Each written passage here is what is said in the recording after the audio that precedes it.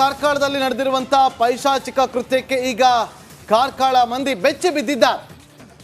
ಯುವತಿಯನ್ನ kidnap ಮಾಡಿ ಬಳಿಕ ಅತ್ಯಾಚಾರ ಮಾಡಲಾಗಿದೆ ಅಂತ ಹೇಳಿ ಹಿಂದೂ ಕಾರ್ಯಕರ್ತರು ಗಂಭೀರವಾದಂತ ಆರೋಪವನ್ನ ಮಾಡಿ ಪೊಲೀಸ್ ಠಾಣೆಗೆ ದೂರನ್ನ ಕೊಟ್ಟಿದ್ದಾರೆ. ಪೈಶಾಚಿಕ ಕೃತ್ಯಕ್ಕೆ ಕಾರ್ಕಳದ ಜನ ಬೆಚ್ಚಿ ಬಿದ್ದಿದ್ದಾರೆ. ಮಾದಕ ವಸ್ತುವನ್ನ ಕೊಟ್ಟು ಯುವತಿಯನ್ನ ಕಿಡ್ನಾಪ್ ಮಾಡಿ ಆ ಬಳಿಕ ಅತ್ಯಾಚಾರವೆಸಗಿದ್ದಾರೆ ಅಂತೇಳಿ ಆರೋಪ ಕೇಳಿ ಬಂದಿದೆ.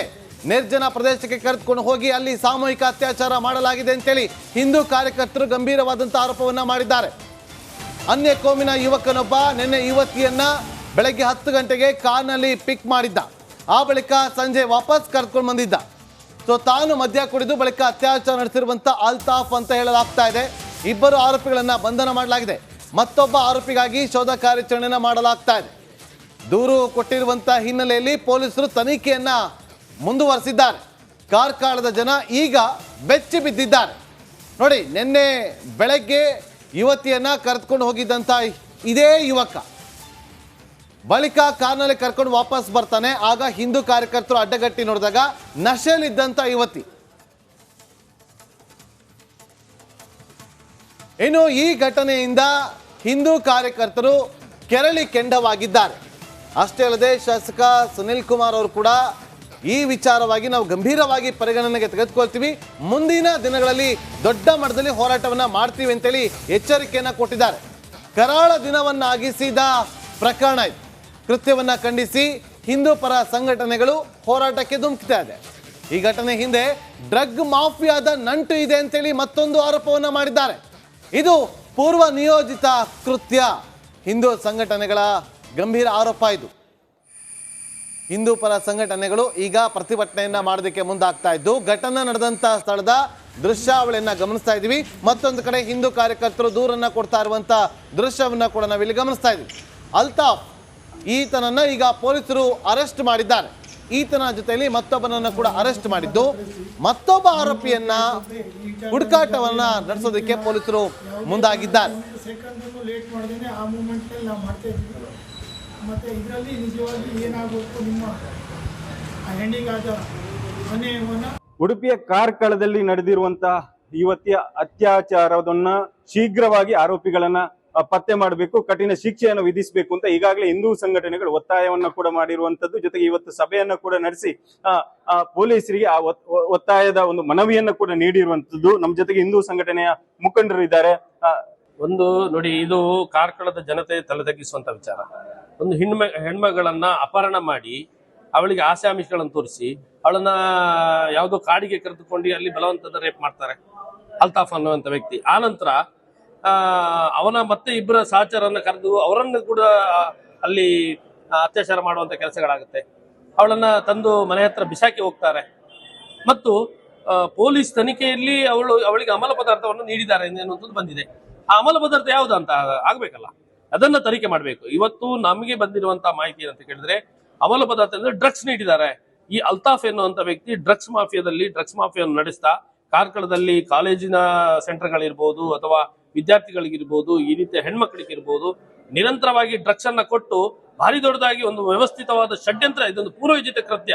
ಇದರಲ್ಲಿ ಎರಡು ಪ್ರಶ್ನೆ ಇಲ್ಲ. ಅವಳಿಗೆ ಡ್ರಗ್ಸ್ ಕೊಡುವುದು, ಅವಳನ್ನ ರೇಪ್ ಮಾಡುವುದು, ಈ ರೀತಿಯಾಗಿ ಕಾರ್ಕಳದ ಎಲ್ಲಾ ಭಾಗಗಳಲ್ಲಿ ನಡೀತಾ ಇದೆ. ಇದೊಂದು ಹೊರಗೆ ಬಂದಿದೆ ವಿಚಾರ.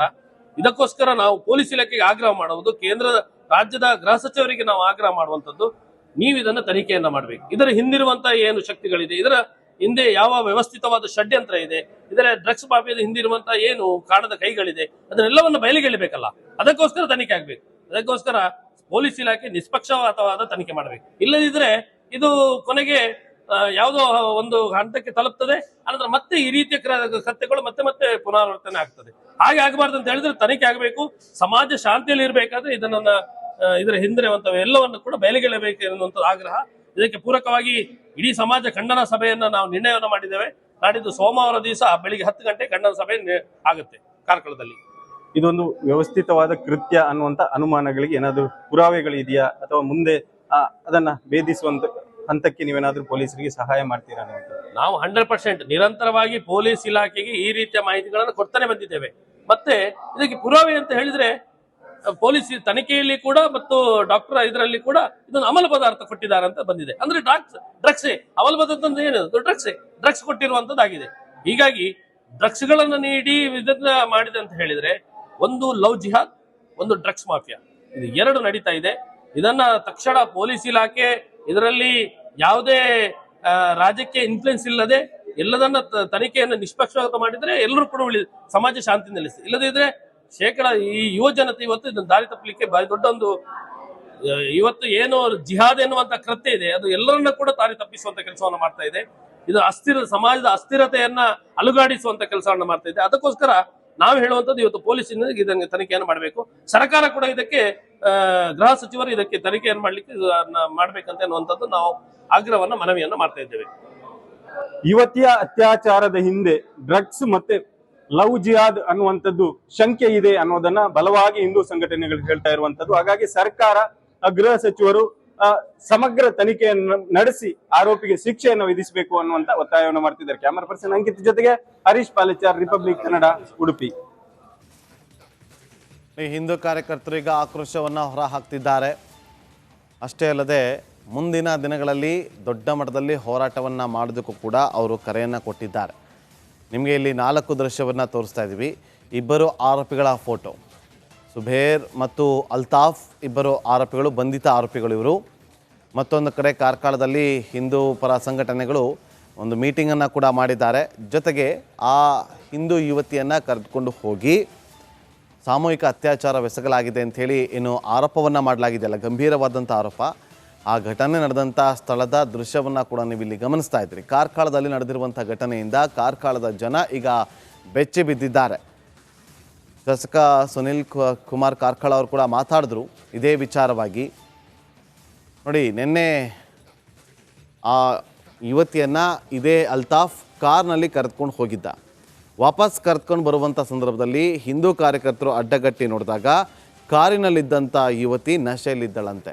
ಅದಾದ ಬಳಿಕ ಹಿಂದೂ ಕಾರ್ಯಕರ್ತರು ಒಂದಷ್ಟು ಜನ ಗಲಾಟೆಯನ್ನು ಕೂಡ ಮಾಡಿದರು, ಆಕ್ರೋಶವನ್ನು ಕೂಡ ಹೊರಹಾಕಿದರು. ಆ ಬಳಿಕ ಇವತ್ತು ಹೋಗಿ ಪೊಲೀಸ್ ಠಾಣೆಯಲ್ಲಿ ದೂರನ್ನು ಕೊಟ್ಟಿದ್ದಾರೆ. ಗಂಭೀರವಾದಂಥ ಆರೋಪವನ್ನು ಮಾಡೋ ಮೂಲಕ ಸಾಮೂಹಿಕ ಅತ್ಯಾಚಾರ ಆಗಿದೆ, ತಕ್ಷಣವೇ ಕ್ರಮವನ್ನು ತೆಗೆದುಕೊಳ್ಬೇಕು ಅಂತೇಳಿ ಅವರು ಆರೋಪವನ್ನು ಮಾಡಿದ್ದಾರೆ. ದೂರನ್ನು ಕೂಡ ಕೊಟ್ಟಿದ್ದಾರೆ. ದೂರನ್ನು ಸ್ವೀಕರಿಸಿದ ಬಳಿಕ ಪೊಲೀಸರು ವಿಚಾರವನ್ನು ಗಂಭೀರವಾಗಿ ತೆಗೆದುಕೊಂಡಿದ್ದು ಪ್ರಮುಖವಾಗಿ ತನಿಖೆಯನ್ನು ಕೂಡ ಮುಂದುವರಿಸಿದ್ದಾರೆ. ಮತ್ತಷ್ಟು ಮಾಹಿತಿಯನ್ನು ಕೊಡೋದಕ್ಕೆ ನಮ್ಮ ಉಡುಪಿ ಪ್ರತಿನಿಧಿ ಹರೀಶ್ ಈಗ ನೇರ ಸಂಪರ್ಕದಲ್ಲಿದ್ದಾರೆ. ಹರೀಶ್, ಈಗ ತನಿಖೆ ಹೇಗೆ ನಡೀತಾ ಇದೆ, ಈ ವಿಚಾರವಾಗಿ ಉಡುಪಿಯಲ್ಲಿ ಯಾವೆಲ್ಲ ಬೆಳವಣಿಗೆಗಳಾಗ್ತಾ ಇದೆ ಅಂತ? ಸದ್ಯಕ್ಕೆ ನಾವು ನೋಡ್ತಾ ಹೋಗೋದಾದ್ರೆ ಕಾರ್ಕಳ ಅತ್ಯಾಚಾರ ವಿಚಾರವಾಗಿ ಹಿಂದೂ ಸಂಘಟನೆಗಳು ನಿನ್ನೆಯಿಂದ ಕೂಡ ಆ ಪ್ರಕರಣದ ಬೆನ್ನು ಹತ್ತಿರುವಂತದ್ದು. ಯಾಕಂದ್ರೆ ಆ ಪ್ರಕರಣವನ್ನ ಬೆಳಕಿಗೆ ತರುವಲ್ಲಿ ಹಿಂದೂ ಸಂಘಟನೆ ಪ್ರಮುಖ ಪಾತ್ರ ವಹಿಸಿರುವಂತದ್ದು. ಈಗಾಗಲೇ ಹಿಂದೂ ಸಂಘಟನೆ ಕಾರ್ಕಳದಲ್ಲಿ ಒಂದು ಸಭೆಯನ್ನ ನಡೆಸಿದೆ. ಮುಂದಿನ ಹೋರಾಟದ ರೂಪುರೇಷೆಯನ್ನ ಕೂಡ ನಿಗದಿ ಮಾಡಿಕೊಂಡಿದೆ. ಈಗಾಗಲೇ ಪೊಲೀಸ್ ಅಧಿಕಾರಿಗಳಿಗೆ ಒಂದು ಮನವಿಯನ್ನ ಕೂಡ ಸಲ್ಲಿಸಿರುವಂತದ್ದು.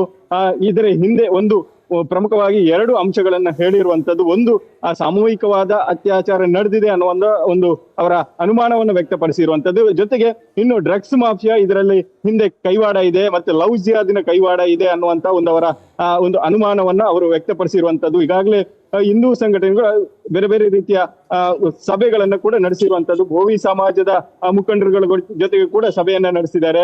ಹಾಗಾಗಿ ಮನವಿಯನ್ನು ಕೂಡ ಈಗ ಪೊಲೀಸ್ ಅಧಿಕಾರಿಗಳಿಗೆ ಸಲ್ಲಿಸಿರುವಂತದ್ದು. ಹಾಗಾಗಿ ಸಮಗ್ರ ತನಿಖೆಯನ್ನು ಮಾಡ್ತೇವೆ ಅನ್ನುವಂತ ಮಾಹಿತಿಯನ್ನ ಪೊಲೀಸರು ಕೂಡ ಕೊಟ್ಟಿರುವಂತದ್ದು.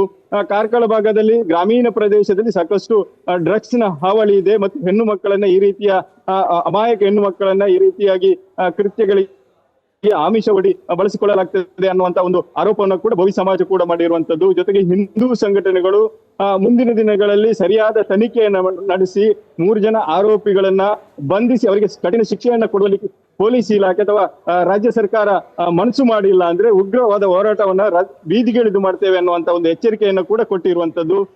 ಸದ್ಯಕ್ಕೆ ನಾವು ನೋಡುದಾದ್ರೆ ಈಗಾಗಲೇ ನಿನ್ನೆ ದಯವಿಟ್ಟು ಹಾಗೆ ಸಂಪರ್ಕದಲ್ಲಿ ಹರೀಶ್, ಹಿಂದೂ ಮುಖಂಡರಾಗಿರ್ತಕ್ಕಂಥ ರಮಿತಾ ಅವ್ರು ನಮ್ಮ ಜೊತೆ ಫೋನ್ ಸಂಪರ್ಕದಲ್ಲಿದ್ದಾರೆ. ನಮಸ್ಕಾರ. ನಮಸ್ತೆ ಮೇಡಮ್. ಏನ್ ಹೇಳಕ್ ಬಯಸ್ತೀರಿ, ಏನ್ ನಡೀತಾ ಇದೆ ಆಕ್ಚುಲಿ ಕಾರ್ಕಳದಲ್ಲಿ? ನಾವು ನಿನ್ನೆ ಸಂಜೆ ನಮಗೊಂದು ಕಾಲ್ ಬರ್ತದೆ ಈ ರೀತಿ ಘಟನೆಗಳಾಗಿದೆ ಅಂತ. ನಾವು ಆಸ್ಪತ್ರೆಗೆ ಹೋಗುವಾಗ ಅವರ ತಾಯಿ ನಮಗೆ ವಿಷಯಗಳನ್ನು ಸ್ಪಷ್ಟನೆಯನ್ನು ನೀಡ್ತಾರೆ.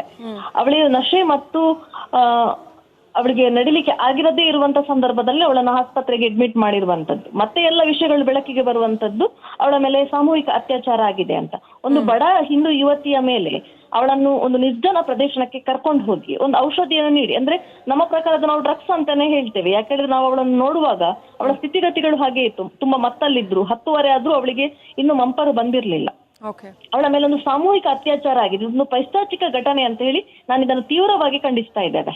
ಅಲ್ಲದೆ ಇದರಲ್ಲಿ ಒಂದು ಲಘು ಜಿಹಾದ್ ಕೃತ್ಯ ಕೂಡ ನಡೆದಿದೆ. ಯಾಕೆ ಹೇಳಿದ್ರೆ ಇವತ್ತು ಅವಳ ಮೇಲೆ ಸಾಮೂಹಿಕ ಅತ್ಯಾಚಾರ ಮಾಡಿರುವಂತವರು ಅನ್ಯ ಧರ್ಮದ ಹುಡುಗರು. ಹಾಗಾಗಿ ಕಾರ್ಕಳದಲ್ಲಿ ಒಂದು ಡ್ರಗ್ಸ್ ಜಾಲವನ್ನು ಕೂಡ ಒಂದು ಹರಡಿದೆ, ಅದನ್ನು ಪೊಲೀಸ್ ಅದನ್ನು ಬೆಳಕಿಗೆ ತರಬೇಕು. ಅದೇ ರೀತಿ ಈ ರೀತಿಯ ಕೃತ್ಯ ಆಗದಾಗೆ ಕೂಡ ಅದರ ಮೇಲೆ ಕಾನೂನು ಕ್ರಮ ತಗೊಳ್ಬೇಕು ಅಂತ ಹೇಳುದು ನಮ್ಮ ವಿನಂತಿ. ಓಕೆ, ಥ್ಯಾಂಕ್ ಯು ರಮಿತಾ ಅವರೇ, ರಿಪಬ್ಲಿಕ್ ಕನ್ನಡದೊಂದಿಗೆ ಮಾತನಾಡಿದ್ದಕ್ಕೆ. ಕಾರ್ಕಳದಲ್ಲಿ ಹಾಗಾದರೆ ಡ್ರಗ್ಸ್ ಮಾಫಿಯಾ ತೀವ್ರವಾಗಿ ಹಬ್ಬಿದೆಯಾ? ಇದೊಂದು ಭೀಕರವಾದಂಥ ಘಟನೆ ಅಷ್ಟೇ ಅಲ್ಲ, ಅತ್ಯಂತ ಹೇಯ ಕೃತ್ಯ ಅಂತ ಹೇಳಬೇಕು. ಸಾಮೂಹಿಕ ಅತ್ಯಾಚಾರ ಆಗಿದೆ ಅಂತ ಹೇಳ್ತಾ ಇದ್ದಾರೆ. ಖಂಡಿತವಾಗ್ಲೂ ಪೊಲೀಸರು ಇದನ್ನು ಗಂಭೀರವಾಗಿ ತಗೊಂಡು ತನಿಖೆ ನಡೆಸಬೇಕು.